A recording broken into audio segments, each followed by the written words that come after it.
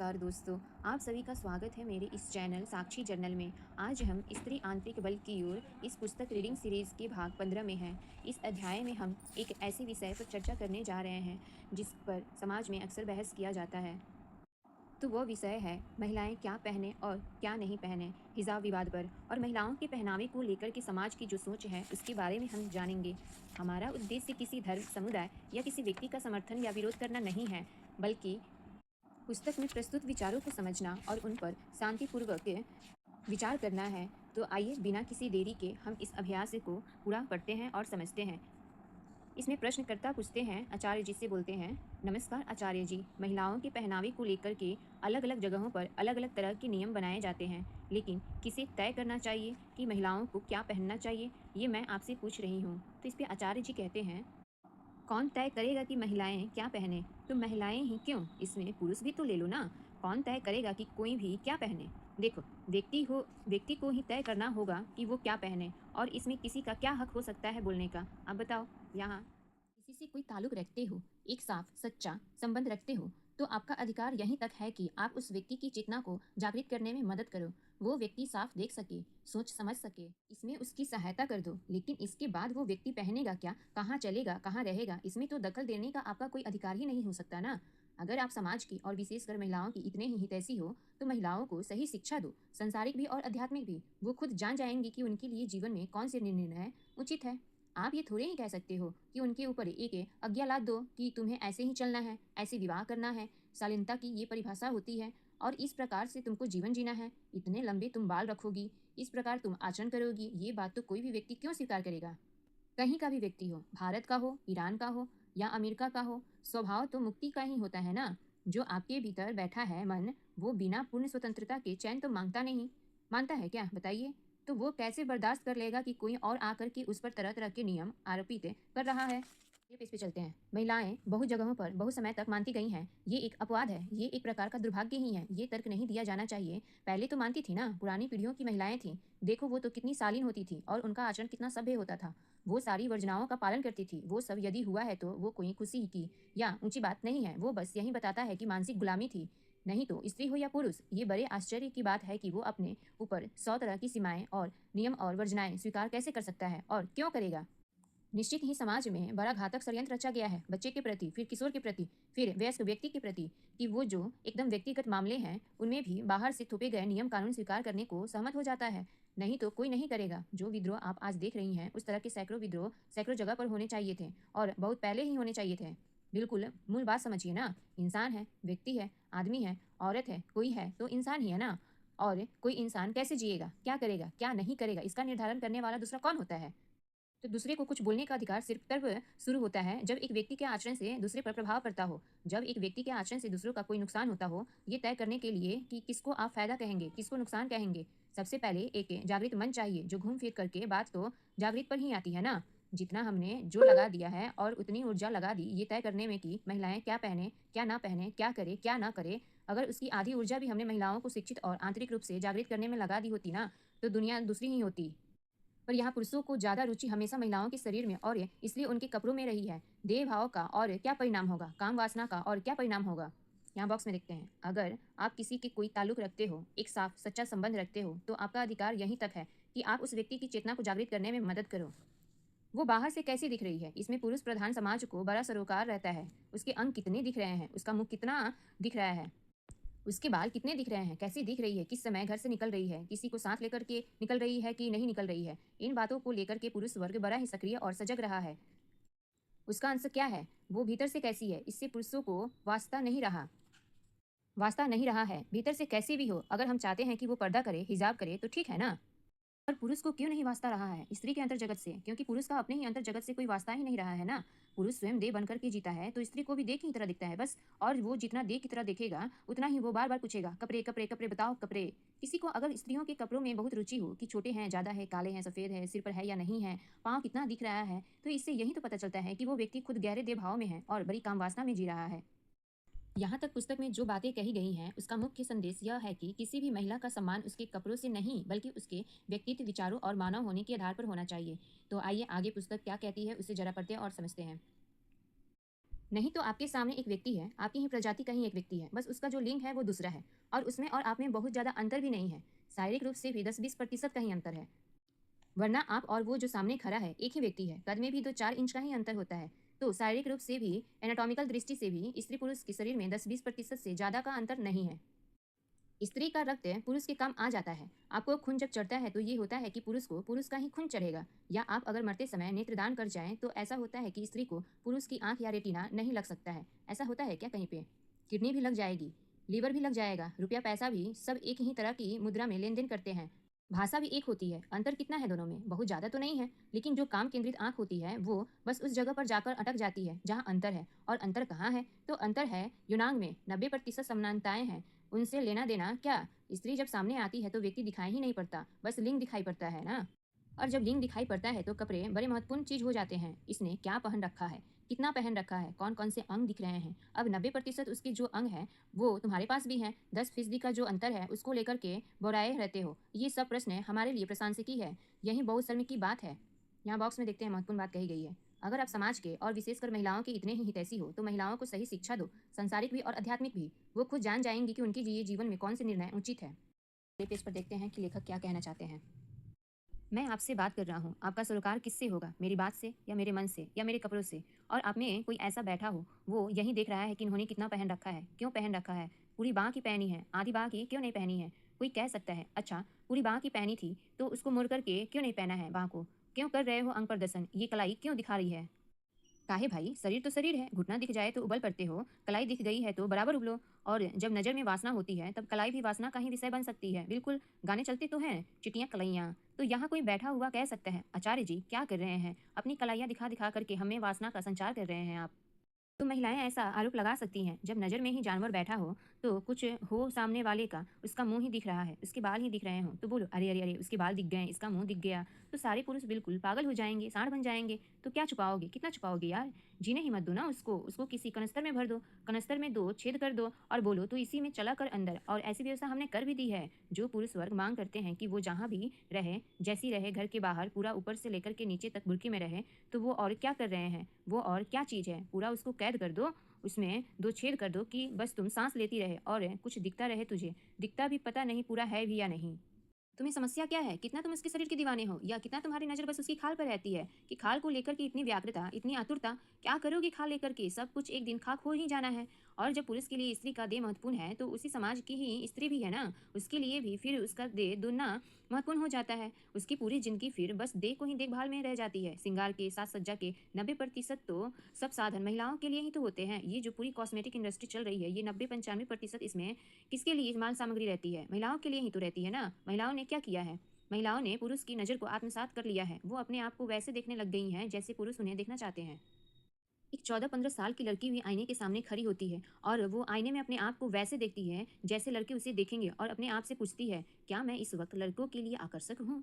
ये बात उसको पता भी नहीं है, क्योंकि ये बात पता होने के लिए थोड़ा आत्मज्ञान होना चाहिए। वो अगर मेरी बात अभी सुन रही होगी तो वो कहेगी, नहीं नहीं नहीं, मैं तो बस देखती हूँ कि क्या मैं अच्छी लग रही हूँ। मैं पूछता हूँ, किसको अच्छी लग रही हो? वो कहेगी, खुद को अच्छी लग रही हूँ। तुझे पता नहीं है बेटा, तू खुद को अपनी नज़र से नहीं देख रही है ना। तू कह रही है मैं खुद को अच्छी लग रही हूँ, तो तू खुद तो अच्छी लग रही है, लेकिन उस सड़क वाले लड़कों की नज़र से तू। और ये घटना चुपचाप घट गई है, ये तेरे साथ बड़ी दुर्घटना हो गई है ना बेटा। और तुझे ये बात पता भी नहीं है कि तूने अपनी नज़र खो दी है, और वो भी चुपचाप से। जो समाज के लड़कों की नज़र है वो तेरी नज़र बन गई है।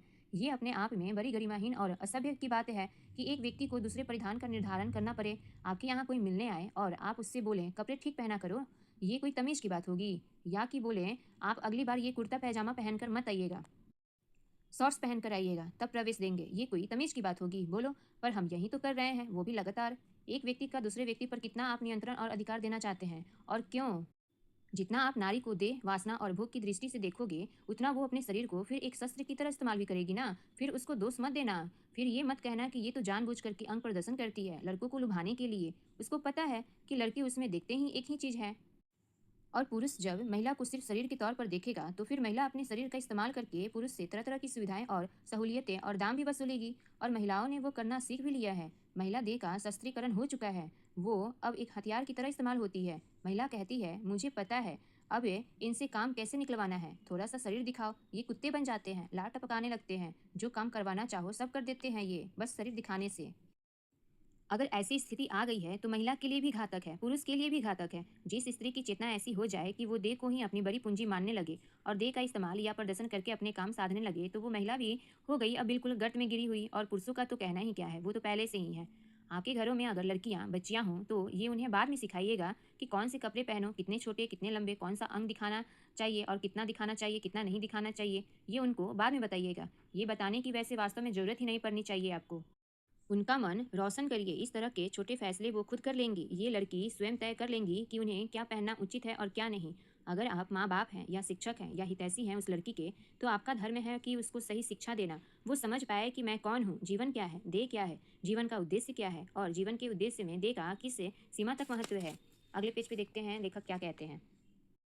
जब वो ये बातें समझने लग जाती हैं तो वो स्वयं तय कर लेती हैं कि क्या पहनना है, क्या खाना है, किधर जाना है, किससे संबंध बनाना है, कौन सी नौकरी करनी है, किस दिशा में जिंदगी जीनी है। ये सारे फैसले फिर वो खुद कर लेती हैं ना। महिला को आश्रित मत बनाए रखिए, मानसिक रूप से उसको पंगु मत बनाए रखिए। और नारीवाद के जो समर्थक हैं, जो कहते हैं कि महिलाओं को अधिकार होना चाहिए उनके अनुसार जीवन में चुनाव करने का, मैं उनकी राय से सहमत हूँ। पर ये भी समझ लीजिए कि अगर आप में अभी सही चुनाव कर मतलब अगर आप में अभी सही चुनाव करने की विवेक की शक्ति और रोशनी ही नहीं है और आपको हक दे दिया गया है कि कुछ भी चुनो, तो आप अपने लिए कुछ बेहुदा ही चुनोगे ना।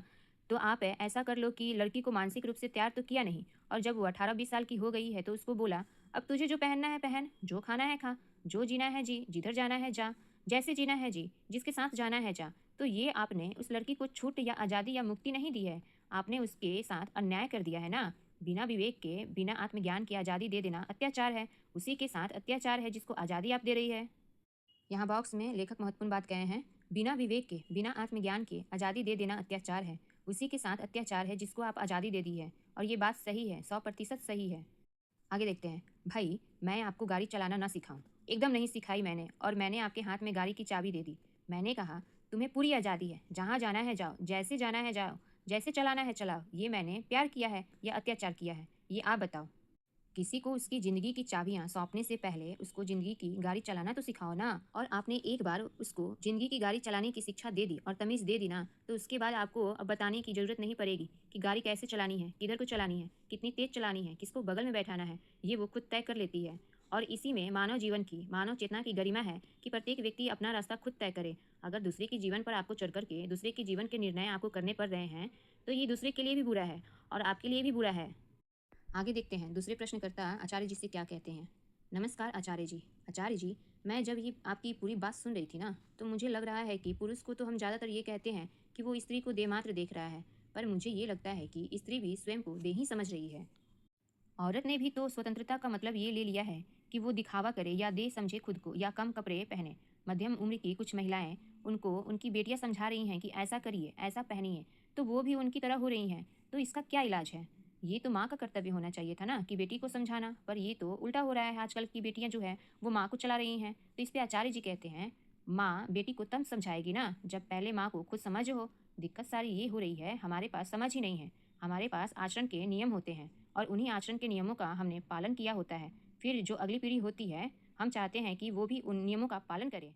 कोई ना कोई विद्रोह करेगा ही ना। ईरान जैसे रूढ़िवादी समाज में भी भयानक विद्रोह हो गया है, तो विद्रोह तो होगा ही होगा। और इसमें भी कोई बुराई नहीं है कि बेटी अगर माँ को समझा रही है। बात उम्र की नहीं है ना, बात चेतना की होती है।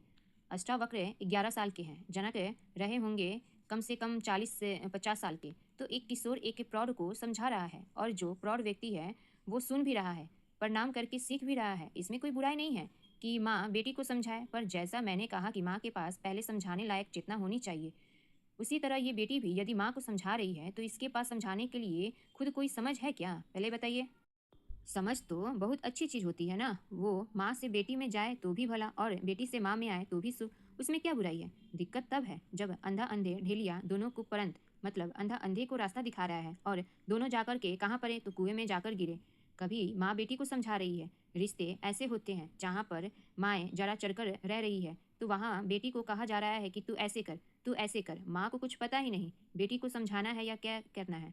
और ऐसे भी हो सकता है कि घर ज़्यादा उदारवादी हो गया है, तथाकथित रूप से आधुनिक हो गया है। वहाँ बेटी कह रही है कि माँ, मैं तुम्हें सिखाती हूँ कि क्या करना है और कैसे करना है। और फिर वो दोनों ही स्थिति में वही बात है, अंधा अंधे देखिया दोनों को। तो सारा जोर दिमाग के खोलने पर होना चाहिए, मन की सफाई पर होनी चाहिए। मन प्रकाशित हो गया, मन शुद्ध हो गया, दृष्टि पैनी हो गई, तो ये तो बहुत छोटी बातें हैं ना, कि क्या पहनोगे क्या खाओगे, अरे देख लेगा वो। बहुत कुछ बातों पर चर्चा करे या इन बातों पर चर्चा करे, यही बहुत बड़ा मुद्दा है कि कौन क्या पहनेगा, देख लेंगे।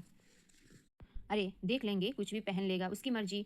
और जिसको पहनना है उसके लिए भी बहुत बड़ा बात नहीं है कि क्या पहनना है, वो भी कहता है ठीक है, यही थोड़ी ही ज़िंदगी में सबसे बड़ा मुद्दा है कि क्या पहनना है और क्या साज श्रृंगार करना है। जो मिला पहन लिया और आगे बढ़े।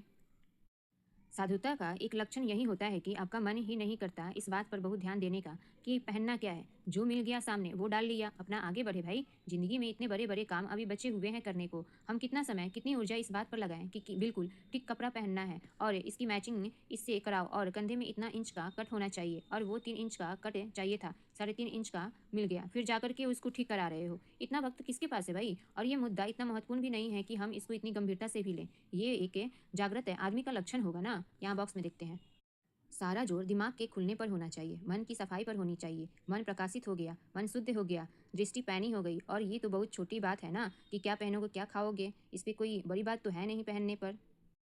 आगे देखो भाई, एक आदमी अपने दिन का 20, 30, 40% अगर कपड़ों पर और अपने साज श्रृंगार पर लगा रहा है, तो इस आदमी के बारे में आप निश्चित रूप से क्या कह सकते हो?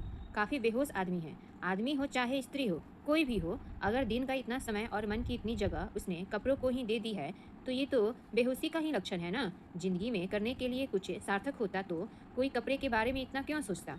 ना कपड़े के बारे में सोचता, ना दूसरे के कपड़े के बारे में सोचता ना। मैं आपका सवाल सुनूं या आपका कपड़ा देखूं, इसी तरीके से आप यहाँ पर सवाल पूछे या अपने वस्त्रों का प्रदर्शन करें। दोनों ही विकल्प हैं, लेकिन एक विकल्प बिल्कुल बहुत निचले तल का है और एक विकल्प ऊंचले तल का है। मैं चाह रहा हूँ कि समाज ऐसा हो जाए जिसमें किसी को किसी के कपड़ों की ना फिक्र करनी पड़े, ना सरोकार रखना पड़े। तुम्हारा तुम देखो और हमारा हम देखते हैं। आपस में करने के लिए दूसरी और बहुत ऊंची बातें हैं, तो इन आपस की बातों पर थोड़े ही हमारा वार्तालाप होगा कि तुम्हारी बाँह क्यों दिख रही है, या तुमने स्कर्ट पहन ली है घुटनों से ऊपर, देखो तुम्हारी जांघ दिख रही है। छी छी छी, गलत बात है ये। अब दो लोग बैठे हैं, आपस में उपनिषद की चर्चा करें। हमें तो उपनिषदों में ऐसा कहीं पढ़ने को नहीं मिलता कि गुरु शिष्य को बोल रहा हो, ए लंगोटी ठीक कर पहले, फिर बताऊंगा तुझे। तू अंग प्रदर्शन कर रहा है, तेरी लंगोटी में तेरी जंघा प्रदर्शित हो रही है। तो ऐसा कहीं मिलता है क्या? गुरु को क्या मतलब है कि शिष्य की जगह दिख रही है कि नहीं दिख रही है, क्या हो रहा है? और ऋषिकाएँ भी रही है जिन्होंने ऋचाओं का संपादन किया है। हमें उपनिषदों में महिला रचनाकारों का भी उल्लेख मिलता है, लेकिन हमें ऐसा कहीं पढ़ने को मिलता है कि वो गई हो अपने गुरु के पास और गुरु कह रहा है पहले पर्दा ठीक कर, घूंघट निकाल के आ पहले। तो गुरु को क्या मतलब है इस बात से कि घूंघट निकला है कि नहीं निकला है? और ज़्यादातर तो ऐसी शिष्याएं हैं जो युवा ही हैं और गुरु के सामने बैठी होगी, किसी का आंचल गिर भी जाता होगा तो उपनिषद बीच में रुक थोड़े ही जाता होगा कि गुरु जी भंग हो गई तपस्या, और गुरु जी कह रहे हैं अरे तेरी छाती दिख रही है, पहले ठीक कर, नहीं तो मेरा ध्यान पूरा उचट जाएगा। मतलब ही नहीं है ना क्या करना है, इन बातों से क्या लेना देना है फिर आपको। तो दोस्तों, इस अध्याय में पुस्तक हमें यह सोचने के लिए प्रेरित करती है कि क्या किसी व्यक्ति का चरित्र केवल उसके पहनावे से तय किया जा सकता है। आगे देखते हैं, और ऋषि मुनि तो प्रख्यात हैं अपने नग्न घूमने के लिए। वो आपके घर अगर आकर कहेंगे भिक्षाम देही, तो आप क्या बोलेंगी उससे? कछनी संभाल, अधनग्न अश्लील, तू साधु कहलाने योग्य नहीं है, तू इस राष्ट्र के गौरव पर कलंक है, तू महिलाओं के सामने खड़ा है और तेरी जंघाएं दिख रही हैं, ऐसे बोलिएगा क्या आप? तो समाज ऐसा होना चाहिए कि किसी को इन चीज़ों से बहुत प्रयोजन न रहे ना। शरीर अपने आप में ठीक चीज़ है, तो उस पर जब बहुत ध्यान देने लग जाते हो ना, तब वो बवाल हो जाता है। नहीं तो शरीर में कोई बुराई नहीं है, चाहे महिलाओं का शरीर हो या पुरुष का शरीर हो, वो प्रकृति ने दिया है। उसमें न तो तुम्हारा कोई निर्णय था, ना कोई चुनाव था, न तुम्हारा कोई पाप हो गया। जिसका शरीर जैसा है ठीक ही है। अब लेकिन तुम भेजे में दिन रात शरीर ही शरीर घुमाओगे, तब गड़बड़ ही चालू हो जाती है ना। शरीर भी ठीक ही है। और अब आगे की बात सुनिएगा। स्त्री पुरुष के जो सहज दैनिक संबंध होते हैं ना, शारीरिक संबंध, उसमें भी कोई अपराध नहीं हो गया है ना, कोई अपराध नहीं है। लेकिन जब आपका शरीर ही वासना केंद्रित होता है, तब आपके लिए सेक्स बहुत बड़ी चीज हो जाती है।